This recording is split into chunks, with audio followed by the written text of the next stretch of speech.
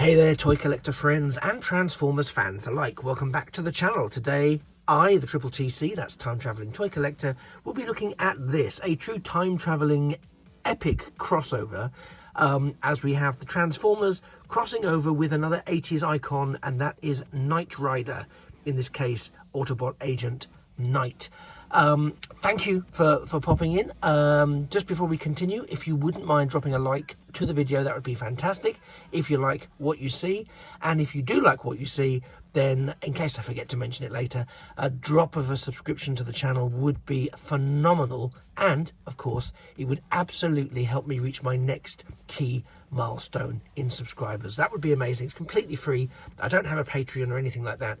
It just helps get the channel out there in these videos, which hopefully help people decide if it's something they want, don't want, or have a fresh look at, just because perhaps maybe they didn't really want to buy it, but they still like to see what it looks like out of the box, etc. You know how it goes. Anyway, thank you for dropping by.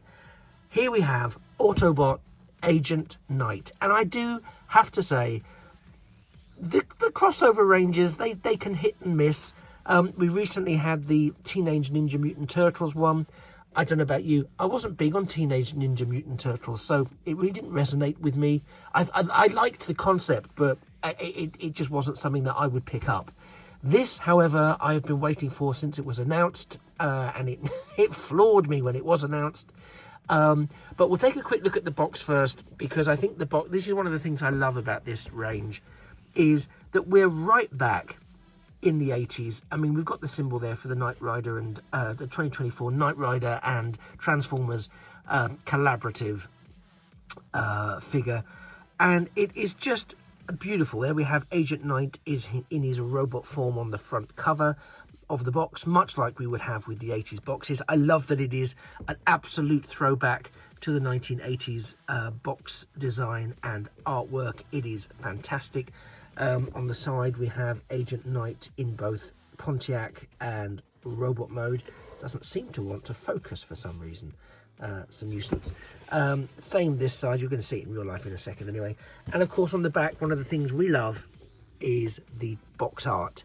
So there's a re-releasing of that wonderful box art there. And a tech specs, which is lovely. So I don't know if you can, let me see if I can zoom in a bit to make life easier. There we go. So there you can see is the very brief tech spec, but we've also got that curtailed version there. There's no robot points on the back. It doesn't go down that route particularly, but nevertheless, I really, let's see if I can do it a bit more of a distance. There you go, you can see the sides there. The bottom is just words and shenanigans, so nothing for us to be worried about, and it's the same on this side of the box as well. But yeah, I really love the fact that we get that quality of packaging that absolutely sets the scene of the period and everything else. Now again, oftentimes now we get the Transformers figures packaged in robot mode beautifully. This one comes packaged in vehicle mode, so it sits in there, much like we've always had our Autobots and Decepticons packaged in their alternate modes, and this is no exception to that, which is terrific. Now, at first glance, you go, this is a beautiful representation of KITT. It is. There's no qualms from me about that. I love the detailing around the edges. I love that you've got the sort of flag knight symbol there. I think that's terrific. There are some I've seen as well where other people have already received this, some criticisms about the lights, about the lack of actual license plate. And you know what? Okay, yeah, if this was a more expensive figure, maybe so. But I absolutely am in love with what we have got. I mean, we've even got the detailing on the rims there for the car. I've put them up just so you can see it. There is the flip up lights, which of course also flip down, which is how we probably normally be accustomed to seeing them. And I thought that was a lovely feature they didn't need to incorporate. We do get translucent windshield all the way around, interestingly, which is good. but it does show off quite a bit of robot kibble on the inside. So I don't know. I'm undecided how I feel about it. You know, it's opaque enough to not really be too distracting, but if you really wanted to get up close and look, then you kind of go, oh yeah, that's really distracting. Why can't we see the interior of the dashboard? So yeah, maybe, I don't know. I'm a bit. I could go either way with how I feel about that. He rolls beautifully. So there's, you know, if you just only ever wanted to play with KITT, then I could fully understand that. We get the Autobot insignia. It's probably quite hard to see here. We get it here on the underside there. This is the only bit that's really a bit at odds with the design, but that's because it's a battery compartment for the light and sound show that we get with this model. But otherwise, it's a really beautiful representation of KITT. And you also get this, and this is something that you don't always see in toy representations either. What's that on there? A little bit of a mark. The trouble with a very shiny thing is it shows up when it's got a smudge on it. Is sort of the T-top effect, because it was a T-top. These were removable sections, so the fact you can sort of see that on here is a really nice touch. I think some people have gone, oh, there's an error in the plastic or the colorization. Well, actually, in the show, at one point, one of the models they used, it was the T-top with these removable sections, so it gave the impression of being a convertible. So that's something that I thought was a deliberate and nice touch for this particular model. I'm going to also now I don't do this very often, but I'm going to turn the lights down a little lower in the video here. There we go. The reason being, I just want to show off this feature, which you'll no doubt know about, but it is a press button here which triggers these lights. Hang on.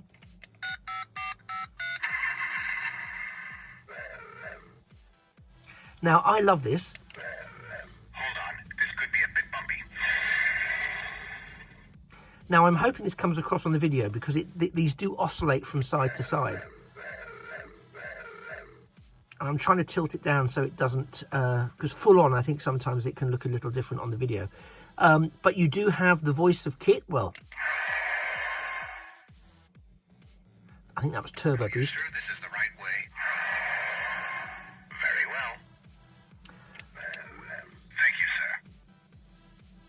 I am the voice of Night Industry 2000's microprocessor, KITT for easy reference. KITT if you prefer.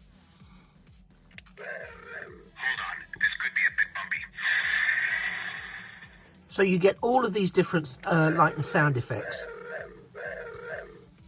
which I think are absolutely brilliant. And I'm just going to bring this forward and pop it on here, because unlike some recent battery-powered toys, I'm looking at you, 15th Doctor Sonic Screwdriver, it actually has a shutdown after a few seconds, and it tells you KITT is now shutting down, so you'll hear it in a moment, all being well. But I really love that, and it's a really nice little feature that I think if they did it every time, it wouldn't really work, but it works so well in this particular model, and I'm absolutely thrilled that I've been able to pick this up. In fact, I won't lie, this is one of those that I've picked up two copies of, because I really want to have one that I keep as pristine as I can in this sort of 80s version box, and one that I can take out, such as this one, and mess with, and transform and do photos with, etc, etc, which I haven't had a chance to do yet. So when I transform him in a moment, this will be the first time. But again, there you go. So he tells you that he's now turning himself off, which I absolutely love. The underside, you can see the face of the robot.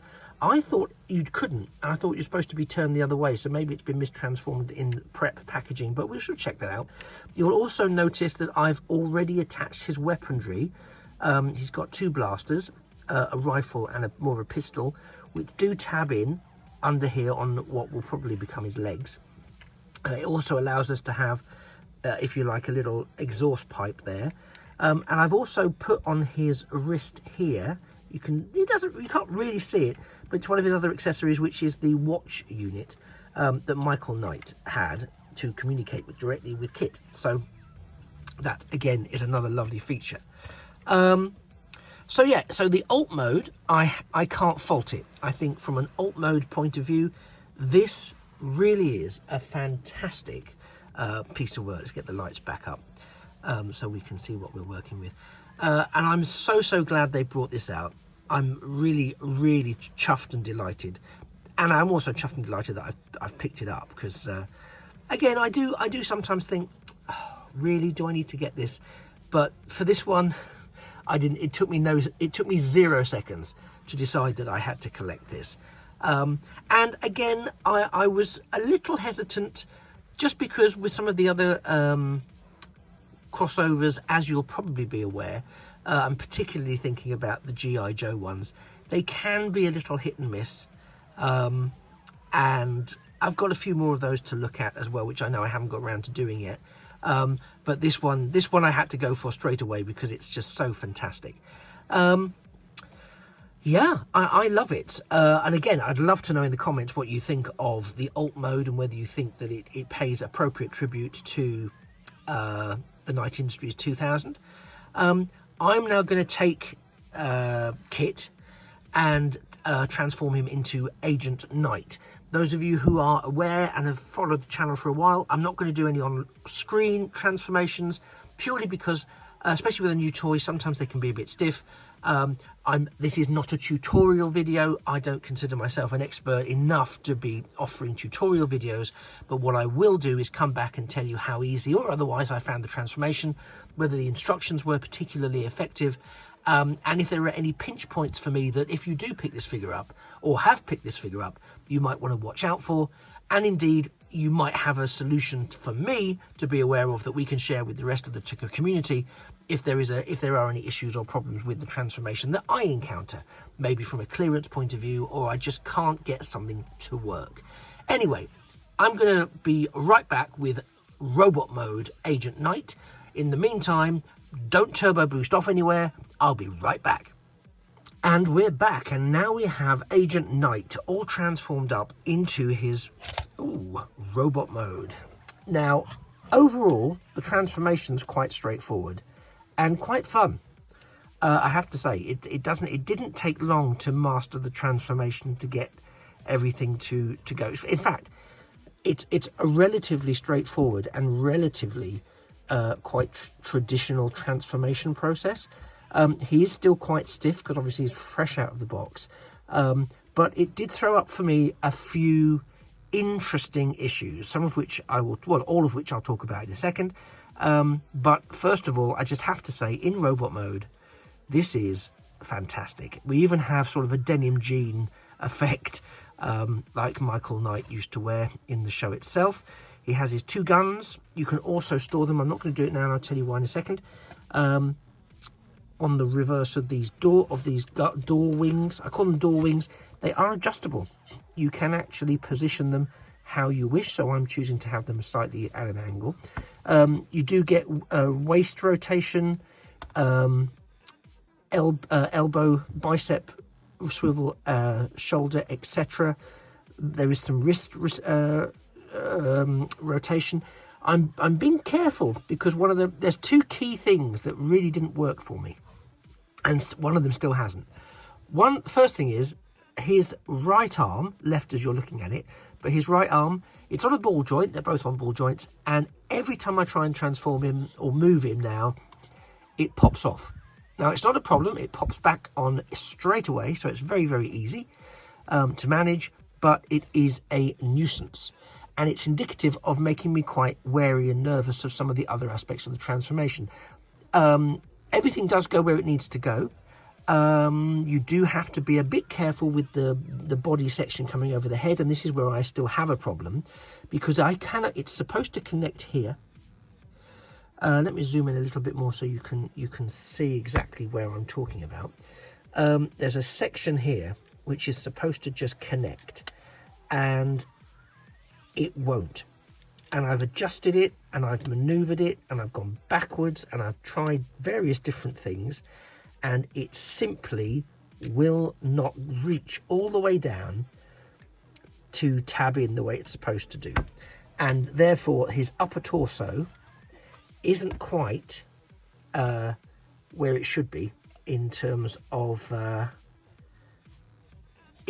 being held in, tabbing in straight, which is a real nuisance. Now, I've tried various things, it's not working. So if you've done this and you've got it and you know what the workaround to that is or what I might be doing wrong, do let me know in the comments below, and I will be ever grateful, and we'll be able to fix it. Also, we have, but that was it. That was my two main gripes, and my concern is that I don't want to put too much pressure on it, because the flap here that connects the two bits together is actually the flap that then takes up the main part of the bonnet where his head is currently poking through. Talking of the head, let's look at some positives. It's a brilliant head sculpt. I mean, from the perspective of the actual figure itself, everything about the figure sculpt is great, but I really think that head sculpt is beautiful. The red visor is great. The sort of earpieces are great. I just really love the aesthetic of this. I love the color scheme, to be honest. I mentioned the legs are very well done, very nicely, very strong. I will just say the back panel, which is made up of the roof and the windshield, again, it leaves us with a kind of gap here, which I'm not a fan of. So again, if you're looking at the figure from the reverse, and I do have a counter to this, so don't worry, but if you're looking at the figure from the reverse, it does look a bit thin and a little bit, you know, not so great. However, I won't be doing that. I'll be looking at the figure from the front, and from the right angle, and well, a lot of angles actually, he looks fantastic. He comes heavily armed with these two guns. You can see there the wrist device does come off, but I'm not going to, it's fiddly, so I've put it on, I'm going to leave it on. But yeah, as a figure, I think he looks and is super posable. Again, we do get some great knee bend. We've got hips. We've got everything you need. I mean, as a posable figure, he does everything he needs to do. So he ticks all of those boxes. The only issue I have predominantly, because again, once the arm's back on, it does everything it needs to do too, is this connection here. I'm very, very mindful that it isn't how I want it to be, and indeed it isn't how it should be. Again, there could be some human error in there, so if you do know what I'm doing wrong, do please let me know in the comments below. Similarly, let me know if this is a product you're going to pick up. Have you got Agent Knight?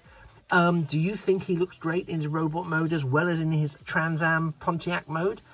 Let me know in the comments below. I'll be super stoked to hear what your thoughts are. And also, what other classic 1980s crossovers do you think Transformers could still exploit? For me, there's a couple that stand out, maybe three that I'm thinking about. And for me, those three are the A-Team van, because why wouldn't you?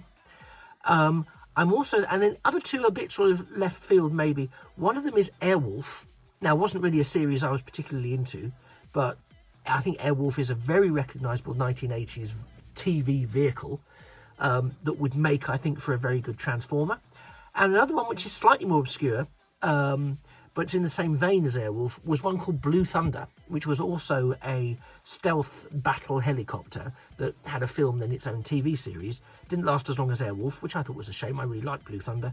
But again, it's, if you know it, then it is possibly quite iconic of the 80s, and would be another vehicle I would like to see. I'm sure there's others, but if they're doing Teenage Mutant Ninja Turtles and things like that, and we've got Knight Rider, folks, what do you think would make for a great collaborative 1980s crossover between Transformers classic range and some iconic vehicles of the 80s? Do please let me know in the comments below. As ever, you have been a fantastic audience. Thanks for sticking around for the best part of 20 minutes. I know it's a long one, but I really love this. I love the concept of it. I love where they've gone with it. I love the style of it.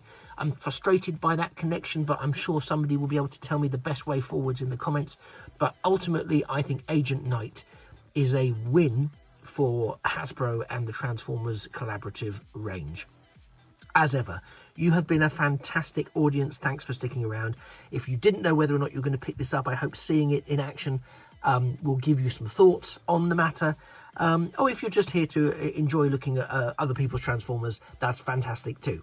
I will see you hopefully in a future or indeed past video. Again, do please like the video. It really, really helps, as does dropping a totally free subscription to the video. Again, it's no obligation. You don't have to watch everything. It just really helps get me to my next subscriber milestone, which would mean so much. And if you do subscribe, let me know in the comments and I will personally thank you as quickly as I can. You have been, as I mentioned, fantastic. I've been the Triple TC, that's the Time Travelling Toy Collector, and this has been the Transformers collaborative with Knight Rider, Autobot Agent Knight, in all his glory, and I think in both forms he is amazing. And yes, this does also work in robot mode, although it's a little bit redundant and strange in robot mode. You take care, and I will see you soon. It just remains for me to say that a thing of beauty really is a toy forever. Bye-bye for now.